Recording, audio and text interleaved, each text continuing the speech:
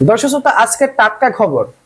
লন্ডনে বেগম খালেদা জিয়ার সাথে সাক্ষাৎ করেছেন জামায়াতে আমির এবং তারেক রহমানের বাসায় গিয়েছেন জামায়াতে আমির ডক্টর শফিকুর রহমান।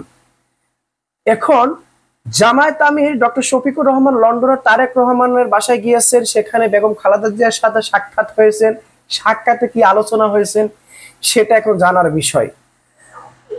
আর অবশ্যই এই নিউজটি দেখে বেশিরভাগ বাংলাদেশের মানুষই খুশি হয়ে গিয়েছেন যে আমরা এমন ঐক্য চাই যারা দেশের জন্য কাজ করবে, মিলেমিশে কাজ করবে, কোন হিংসা বিদ্বেষ থাকবে না। যতই বাহিরে ষড়যন্ত্র আসুক না কেন, আমরা কারোর দাসত্ব, কারো গোলামি করব না।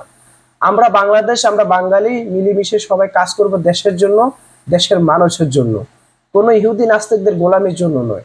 যাই হোক, লন্ডনে তারেক রহমানের বাসায় গিয়েছিলেন জামায়াত আমির। জামায়াত ইসলামী নেতাদের সঙ্গে সাবেক প্রধানমন্ত্রী বিএনপি চেয়ারপারসন বেগম খালেদা জিয়া লন্ডনে সাক্ষাৎ হয়েছে। তাদের মধ্যে কি আলোচনা হয়েছে তা জানতে চোখ সামনের দিকে রাখতে হবে মন্তব্য করেছেন বিএনপি চেয়ারপারসন ও সাবেক প্রধানমন্ত্রী খালেদা জিয়ার সাবেক প্রেস সচিব মারুফ কামাল খান সোহেল। খালেদা জিয়ার সাথে সাক্ষাৎ করেছেন, সেখানে জামায়াত আমির নেতাদের সাথে কি কথাবার্তা হয়েছে সেটা এখনো মিডিয়াতে উঠে আসেনি। তবে হ্যাঁ, সেটা মিডিয়াতে উঠে আসবে হয়তোবা সামনের দিকে।